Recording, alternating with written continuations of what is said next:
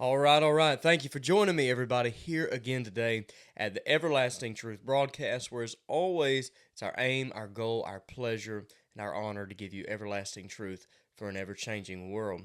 We're going to pick up today where we left off just a couple weeks ago.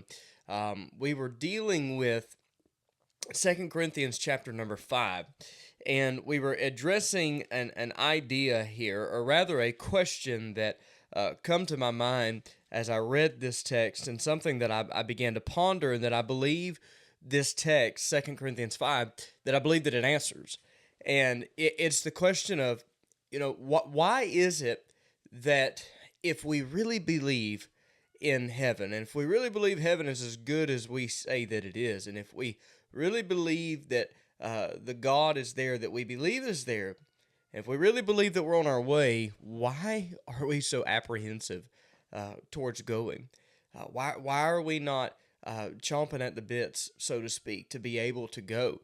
And I think everybody wants to go to heaven, but at the same point in time, I think if many of us were just brutally honest about the situation, we don't want to go right now.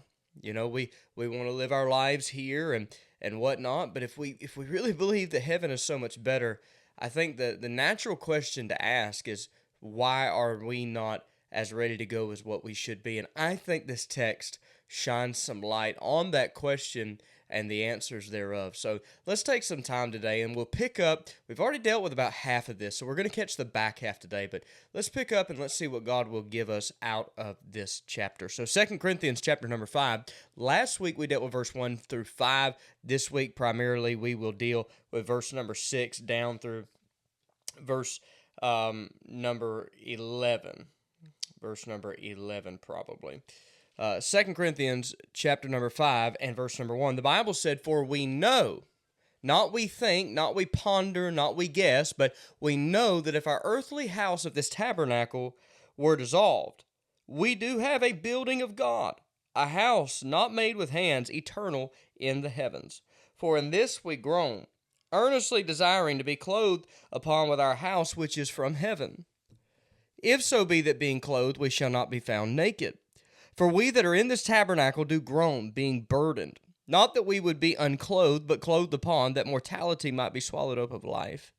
Now he that hath wrought us for the selfsame thing is God, who also hath given unto us the earnest of his Spirit." And so we began last week in those verses, and we talked about the fact that there is an assurance of an alternative, an assurance of an alternative. And what I mean by that is we can rest assured that there is an alternative to this life and to this body. Paul made an assuring statement in verse number 1. He said, "For we know that if our earthly house of this tabernacle were dissolved, we have a house, a building of God, not made with hands, eternal in the heavens."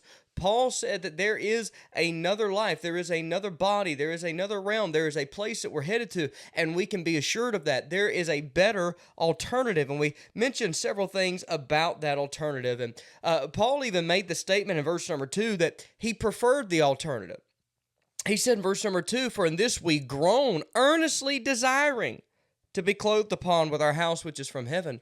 Paul made the analogy that the human body was like a house that we live in, that we are our soul, and we're just living in this body, this human home, but God's got another home for us. And Paul also made the analogy that our body is like clothes that we wear, and one day we're going to be clothed upon with our house from heaven, that we're going to have a better adornment, we're going to have a better abiding, we're going to have a better place. And Paul said, "I'm earnestly desiring to be there," which prompted the question for this examination here in the text. But why aren't we as desirous as Paul was? Why is it that we are so earthbound? And I think one is what we dealt with last week, because maybe we're not so assured about the alternative. Maybe we're not so settled on it. I mean, we believe that there's a heaven, but do we really believe all that we say that we believe about it?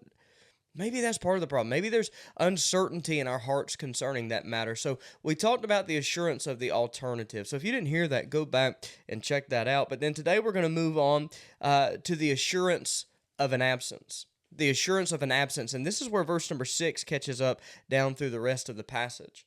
the assurance of the absence. You see, Paul makes a statement in these following verses that not only do we have an alternative, but also, so long as we are living in this earthly body right now, this physical earthly tabernacle, we are absent from the Lord. One reason that Paul wanted to go so bad, where he was content with leaving this world, because he understood that there was a level of God's presence that he could not experience while on this earth. And Paul wanted God's presence more than anything. And so he said, if I am absent from the Lord here, then I'm willing rather to go, leave this world and be with him. Let's read about that. Verse number 6, Paul says, therefore, we are always confident. Notice that word of assurance again, confident. Therefore, we are always confident, knowing that whilst we are at home in the body, we are absent from the Lord. Paul said, one reason I want to go is because I'm assured. But the second reason I want to go is because until I do, I'm absent. I'm absent from the Lord. He goes on in verse 7, he says, for we walk by faith and not by sight. We are confident, I say, and willing rather to be absent from the body and to be present with the Lord. Wherefore we labor, that whether present or absent we may be accepted of him, for we must all appear before the judgment seat of Christ, that every one may receive the things done in his body according to that he hath done, whether it be good or bad. So he talks about this absence, and we'll start off today in verse number 6, and we'll look at the proclamation of the absence. You see, Paul makes a loud and clear proclamation that so long as we are living here in this human body, we are absent from the Lord. Listen to him in verse 6 again, will you? He said, therefore we are always confident, knowing that whilst we are at home in the body, we are absent from the Lord. As long as we are at home in this body, we are absent from the Lord. In other words, we cannot fully experience the presence of God while we are in this body. And therefore, Paul wanted to go be with the Lord. Now, let me just kind of get your mind rolling here for a minute and clarify some things. But Paul said that we were absent from the Lord. What he did not say is that in this human body, the Lord is absent from us. Paul said we're absent from the Lord, not the Lord is absent from us. We know that the Lord's not absent from us because Hebrews 13:5 says, let your conversation be without covetousness, and be content with such things as you have, for he hath said, I will never leave thee nor forsake thee. So if he's never going to leave us, if he's never going to forsake us, then that means he's always present with us, and if he's always present with us, he's not absent from us. The psalmist of Psalm 23 in the 4th verse, he said, yea, though I walk through the valley of the shadow of death, I will fear no evil, for thou art with me. Now, David didn't say that he was with the Lord, but he said the Lord was with him. Psalm 46:1, God is our refuge and strength. He is a very present help in trouble. He is a present help in trouble. So Paul said we are absent from the Lord, but he did not say the Lord was absent from us. Can I remind you this, that God is very well present with us while we're on the face of this earth. And one way we know that is because he sees us. I mean, Hebrews 4:13 says, neither is there any creature that is not manifest in his sight, but all things are naked and opened unto the eyes of him with whom we have to do. All things are open and naked unto him. There's nothing that's not made manifest in his sight. He sees us because he's here with us. But we can't see him because we're not there with him. Because to be present in the body is to be absent from the Lord. Listen, he's not absent from us, but we're absent from him. You know, we're not there with him. You see, the thing is, God can be in heaven and earth at the same time because he's omnipresent. So it is possible for God to be in heaven, in that spiritual realm, and then you and I be here on this earth, and him be both places. But for you and I, we are either on this earth or we are in heaven, one of the two. We cannot be with the Lord in heaven. And Paul said because of that, we're absent from him until we leave this world, whether it's by rapture or whether it's by the grave, whichever way that it is, we are absent from him until we are in fact with him. And so that's why Paul was willing to depart so that he could be with him. Paul was willing to leave this life so that he could have the next. Listen to him in Philippians 1 in the 23rd verse. He said, for I am in a strait betwixt two, having a desire to depart and to be with Christ, which is far better. Paul said, I can't be with Christ till I depart. I've got to leave here first, because to be present in the body, be absent from the Lord. You know, Paul's the same one that would write that great rapture text in 1 Thessalonians 4:17, where Paul would say, Then we which are alive and remain shall be caught up together with them in the clouds to meet the Lord in the air, and so shall we ever be with the Lord. You see, Paul says we will be with the Lord then. Paul says, when I depart from this body, whether it be by grave, whether it be by rapture, in 1 Thessalonians 4, he said, then I'll be with the Lord. But until then, he writes in 2 Corinthians 5, to be present in the body is to be absent from the Lord. And once again, we know God's present because he can see us, but we know we're not present with him because we cannot see him. See, the Bible said in Exodus 33:20, he said, thou canst not see my face, for thou shalt no man see me and live. God said, you can't see me. You can't be with me like that, because you're in this body, and to be present in the body is to be absent from the Lord. But, you know, we can experience the presence of God to a degree because God can be with us. You know, his name was Emmanuel, which is being interpreted God with us. So there is a level of the presence of God that we can experience, but because God is with us, but there's a level in which we cannot, though, because we are not with him. You understand? Like, there's more to it. And when we get to heaven, that barrier between us and the presence of God will be gone. And it will no longer be the fact that God's with us, but we're not with him, but he will be with us and we will be with him. And as Paul said, so shall we ever be with the Lord. And there will be fullness of joy then. For Psalm 16 in the 11th verse says, thou wilt show me the path of life. In thy presence is fullness of joy. In thy presence is fullness of joy, and at thy right hand there are pleasures forevermore. So in that day in which we are finally in the presence of God, we are with him, he is with us, there will be a fullness of joy at that presence. And at his right hand, when we are there with him, there will be pleasures forevermore. But until then, we don't get that full experience. And so Paul is looking and he's saying, I would rather go be with the Lord because I can't get all of him that I want while I'm here.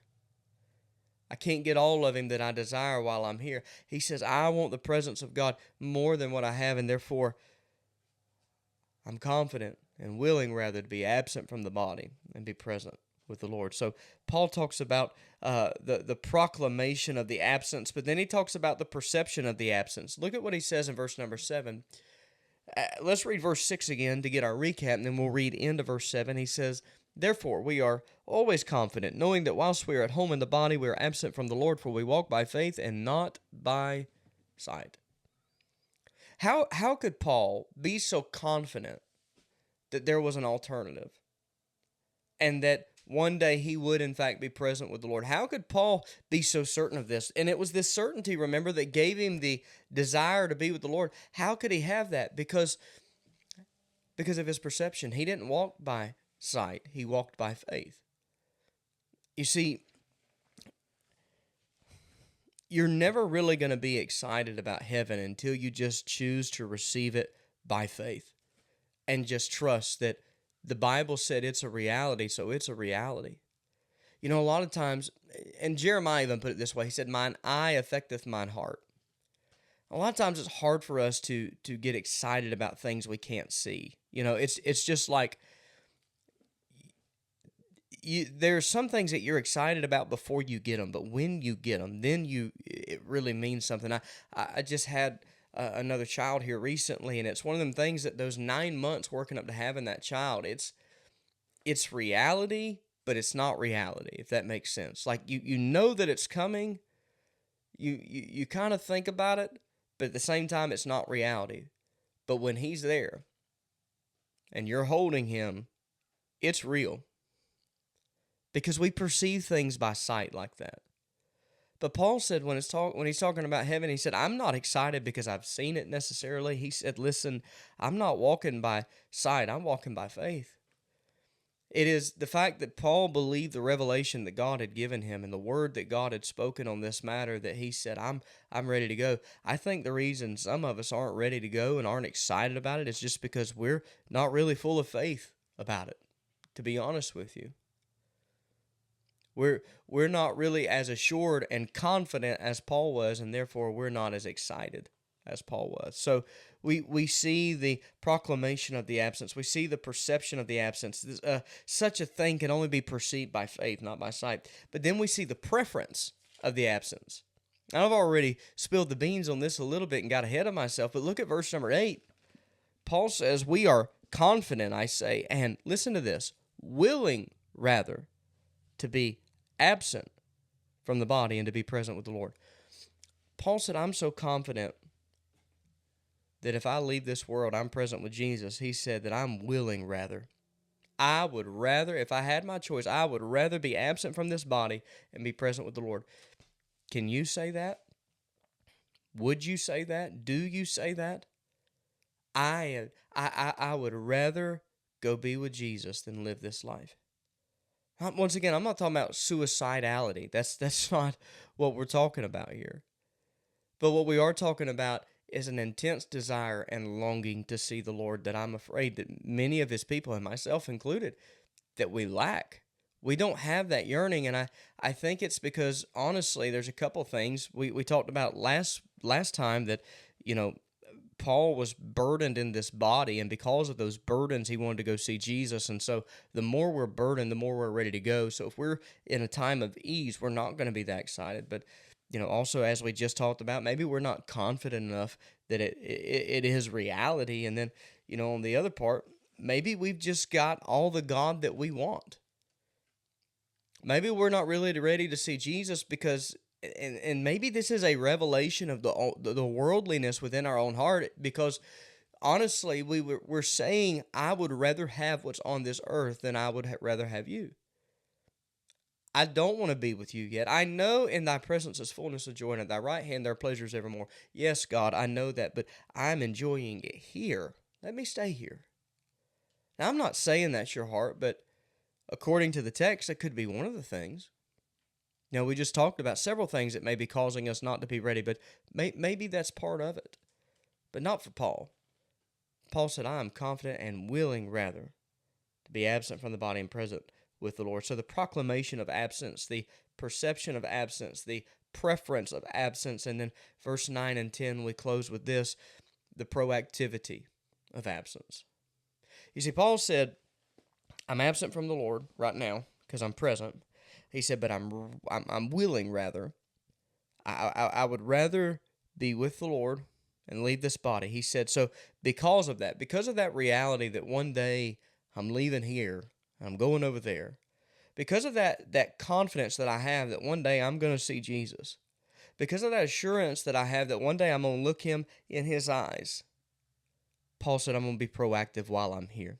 Listen to what he says in verse number 9 and 10. He said, wherefore, in light of all we just read, wherefore we labor, that whether present or absent, we may be accepted of him. For we must all appear before the judgment seat of Christ, that everyone may receive the things done in his body according to that he hath done, whether it be good or bad.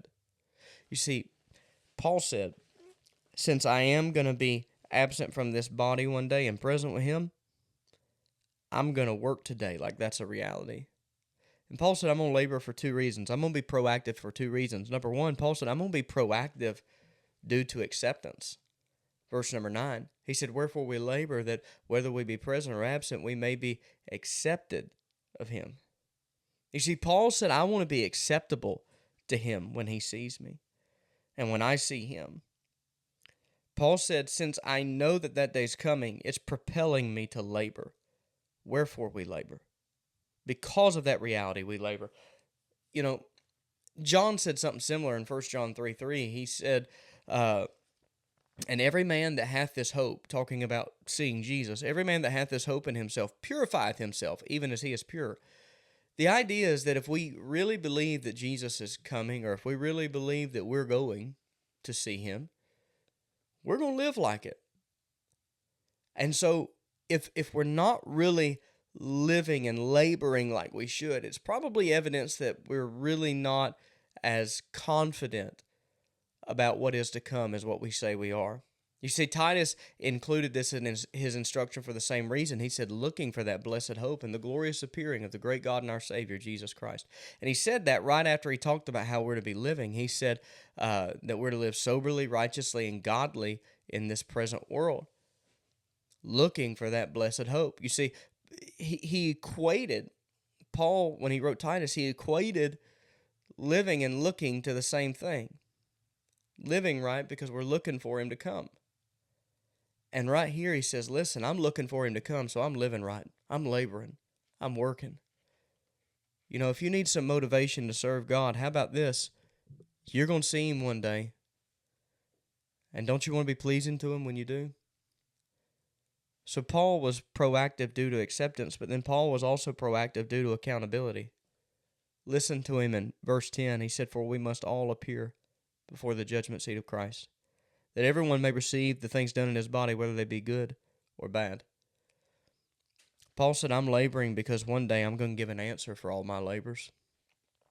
Paul said, I'm active because one day I'm going to give an answer for all my actions. Paul said, I'm working because one day I'm going to give an answer for all my works. Paul lived not only with the return of Christ, not only with heaven, not only with the judgment seat of Christ in mind, but he lived knowing he was going to answer for what he did when he left this world. You know, if we had that much confidence in heaven, if we had that much confidence that we were going to be present with the Lord one day, if we had that much confidence that things would be much different than they are now, wouldn't we live different? Wouldn't we act different? You know, maybe the reason we're so earthly and worldly is because we've got an earthly perception that we act as if that's all that there is, that this is it. And the reason, I know the reason why we do that is because we walk by sight. This is all we've seen. This is all we've known. We've never seen heaven. We don't know what it's going to look like. We've never seen the judgment seat. We've never seen the bema seat. We've never even seen Jesus. Peter said that. He said, whom having not seen you love. I mean, we love him, but we've never seen him. And so it becomes this distant reality that we're not really acquainted with. We're not really living in accordance with. Like we would confess that it's true. We would agree that it's true. Doctrinally, we preach and teach that it's true. But let me ask you this. Do we really believe that it's true? Because if we believed it, I think we would be living like that. You see, Paul believed it. We saw it all the way through the text. He said, knowing that whilst we're at home in the body, we were absent from the Lord. Paul said, we know that if our earthly house were dissolved, we have a building of God not made with hands. Paul said, we're confident and willing, rather, to be absent from the body and present with the Lord. It was what Paul believed and was assured of that affected how he acted. He lived right because he knew he wouldn't live forever. Not in this body, but he'd live forever in the next one. Do you have that same certainty? Would you rather? Would you rather be absent from this body and present with the Lord? God bless you. We'll see you next week.